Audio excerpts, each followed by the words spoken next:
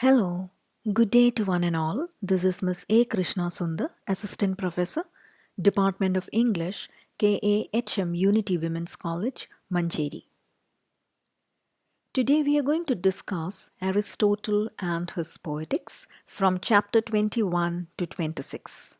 So this is in fact the last part of the series of video lectures. This is part 5. In part 4, we had already discussed what diction is.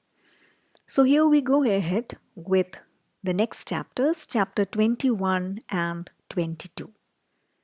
So this is about diction and style. Now, Aristotle's discussions here are highly technical. If you look at the way in which he describes diction and style, it is more concerned with Greek grammar and syntax. It has nothing much to do with an ordinary kind of language in connection with drama. So, in a way, this is of more use to grammar than criticism. And many of the critics have found that this is not a very important chapter if you consider poetics as a whole. Now, what Aristotle suggests here logically is that diction must be clear and it should not be mean. The audience should be able to understand or grasp the meaning. Metaphor is the greatest of all, says Aristotle.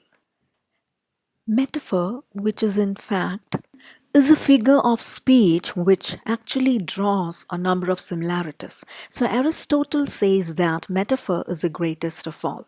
Now many critics have argued and have conducted a number of debates based on this, because the question is, why metaphor alone when there are lots of other figurative styles which can be employed and used. Now moving on to the next chapter, Aristotle says that diction means it is a choice and arrangement of words.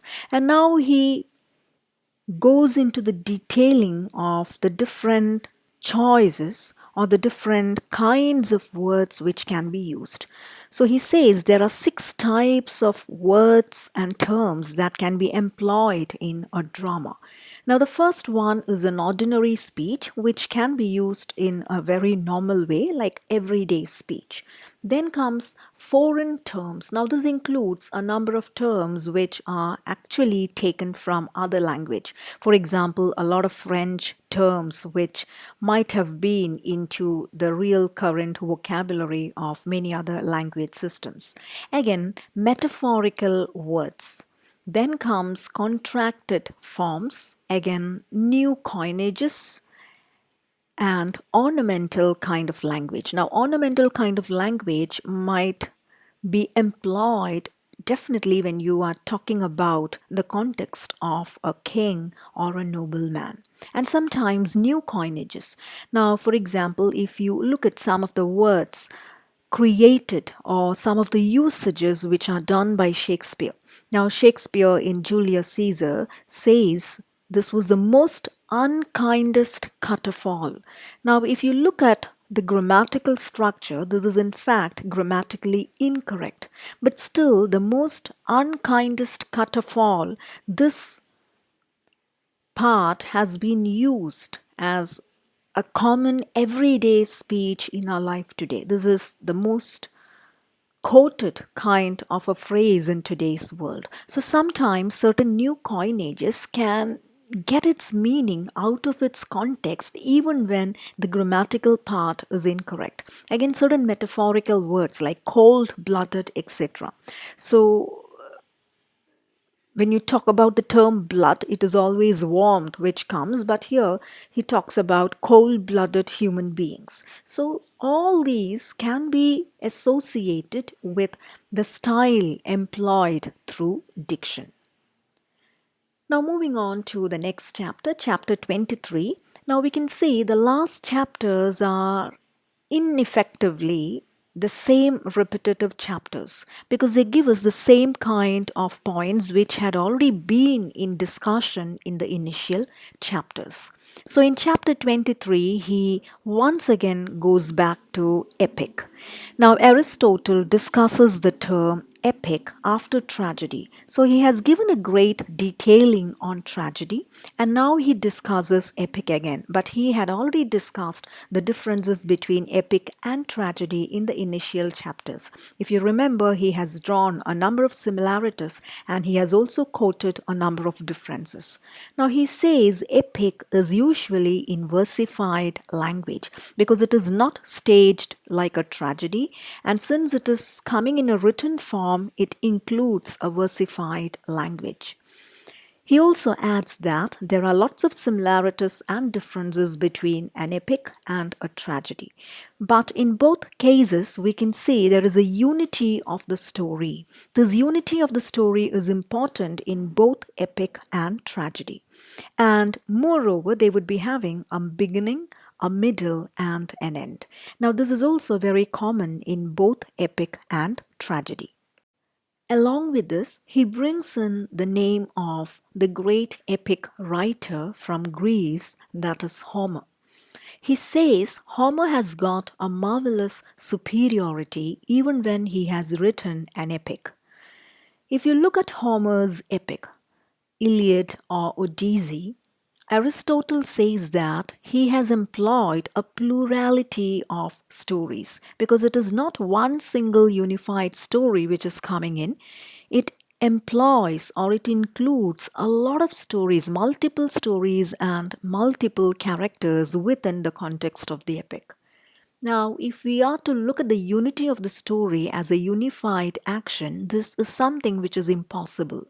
But Aristotle says Homer has managed to retain his superiority even with the plurality of these stories. So, even though Homer had multiple stories to narrate in one single epic, he managed to keep its superiority. This is what Aristotle says. Now, Aristotle is talking about Homer and his efficiency in creating an epic, maybe because Homer was the only great Greek writer at the time when Aristotle lived. So he keeps appreciating the writing quality of Homer throughout his work Poetics. Moving on to chapter 24, here he comes with the difference between epic and tragedy. So, this is again a repetitive chapter with a lot of repeated points. Now, epic and tragedy, as we all know, they are similar in many ways. Now, the only difference being the spectacle or the choric song. Now, these are the only two differences that you can see within an epic and tragedy because when a tragedy becomes staged, automatically the spectacle or the visual display and the choric song, the part of songs, dances, etc., they become a part of the stage setting where it cannot be seen in an epic. So this is a major difference that you can see with epic and tragedy. Now epic has the advantage of too many heroic stories. Now that's what we discussed in the previous slide. Homer tells innumerable stories in his epic. So epic has the advantage of this. Now he says Homer has done the best in his epic because the best part is that the characters should speak rather than the writer. So the audience should get the feeling that the writer is quiet while the characters are talking. Now, this feeling was created by Homer. Now, another important part is bringing in probable improbabilities. Now, we all enjoy unbelievable things when you watch a movie or when you read a drama. Now, this improbability is something which all human beings can enjoy. Sometimes we all know that in reality this cannot happen. This is not possible in reality. But still, when we watch it in a movie or when we read it in a drama, we enjoy it. Now, let's look at the examples of the work like Harry Potter or maybe Pirates of the Caribbean. There are lots of things which could have been really impossible in a realistic world. But still, when we watch the movie, we get immersed so much within the plot that we tend to believe it, at least for the time when you are watching it. So here, Aristotle says that telling lies in the right way is an important quality of a writer. Because sometimes even unbelievable things become believable to you because of the capability or the quality of the writer.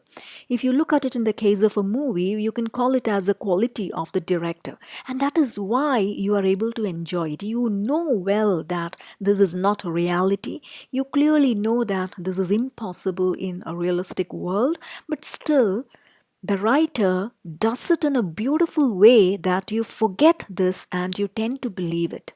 So, convincing stories.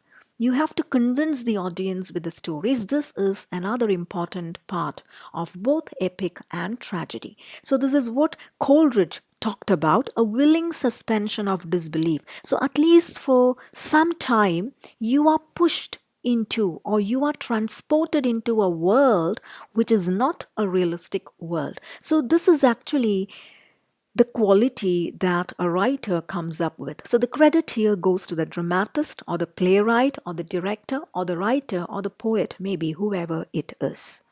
So, moving on to chapter 25, this is a penultimate chapter in Poetics. Now, this is a chapter which is of not great importance because this is what Aristotle imagines. Now, he assumes a lot of criticisms against him from this book and he's trying to answer all of them one by one. So, he's talking about four important criticisms that could be charged against him through Poetics. Now, the first one is charge of impossibility. Now, that's what we discussed in the previous slide.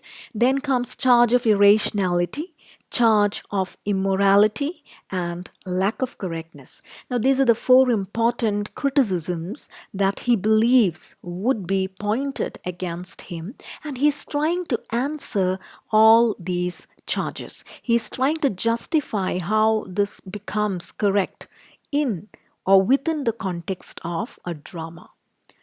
So the first one is charge of impossibility. Now, some impossibilities support the goal of imitation because sometimes certain impossibilities are necessary or a requirement within the plot. Now, if you look at the movie Twilight, maybe you might have heard about the Stephanie Meyer's Twilight. There are lots of series in this movie. It initially came out as books and later it was transformed into movies where you can see Robert Pattinson comes in as the hero. And if you look at this movie, the hero of this movie is a vampire. So, can you imagine that? The hero, the man, the young man, a college student, is a vampire, in fact, and an ordinary girl falls in love with this vampire. So, it is a union of a human being and a vampire, and the consequences which are coming out of this wedlock. So, if you look at it on a realistic platform, it is something which you won't feel like watching. But if you look at the ratings of this movie, you can see there are lots of teenagers and college students who are completely into these series of movies. So this is what you call as impossibility, but sometimes these impossibilities are enjoyed and accepted by the audience.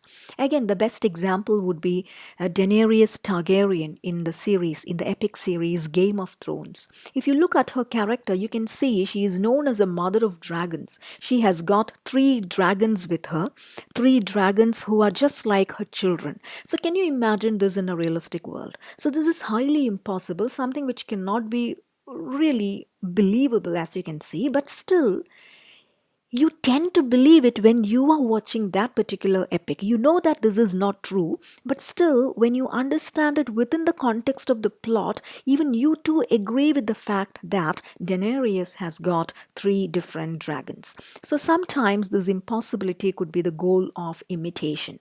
Now, one example that Aristotle states here is the character Hector. Now, Hector is presented in a particular way in the epic. Now, Aristotle says if the same Hector has been presented in the very same way in a tragedy, maybe it might not look believable because the costume matters, the setting is important. So, considering all these things, the presentation or the representation of Hector might not look really credible or believable. Now, some impossibilities could be accidental. Accidental impossibilities are there.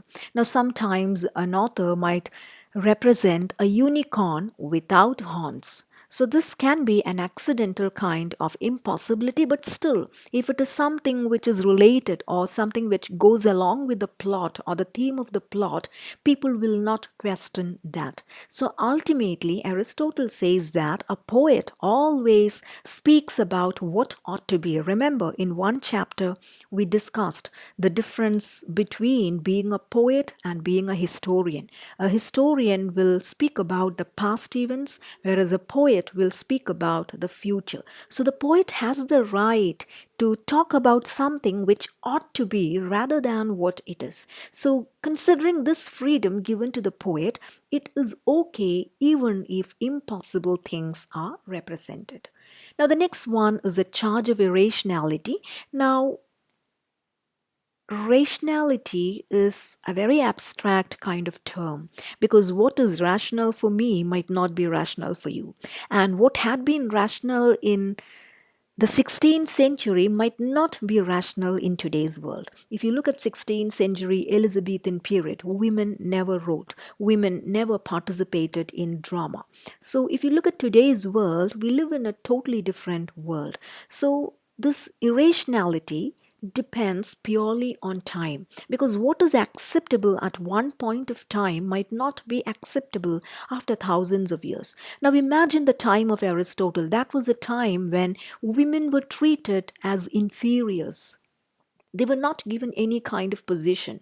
Everything was dominated by men. But if you bring in the very same context today, it might not be acceptable in our society because women are given an equal position along with men today.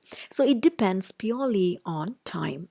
Then comes the charge of immorality. Now, this is all about moral values. Now, we all believe in certain values in our society, the good and the bad. And sometimes we tend to believe in the do's and do nots in a society. We know that what is to be done and what should not be done.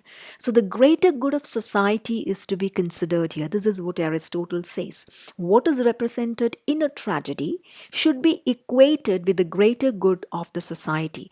Suppose a man is killed or a man is thrashed within a tragedy, it is definitely a bad sign, an evil sign. But imagine a man who is thrashed. Had he not been thrashed, he would have killed someone else on stage. In such a scenario, thrashing that person can be for the greater good of society, and this has to be accepted. So, this is what he says whatever you see on stage, in relation with the drama, you have to understand it within the larger context of good and bad. Now, the last one is lack of correctness. Now, lack of correctness cannot be completely criticized because poetic language is often ambiguous. And that is why when you read a poem or when you study a novel, there are various kinds of interpretations possible. Even with one single line in a poem, multiple interpretations can actually come. So, poetic language is often confusing, it is obscure and ambiguous. So, there is no point in criticizing a poet or a writer with a charge of lack of correctness. Now, moving on to the very last chapter, chapter 26.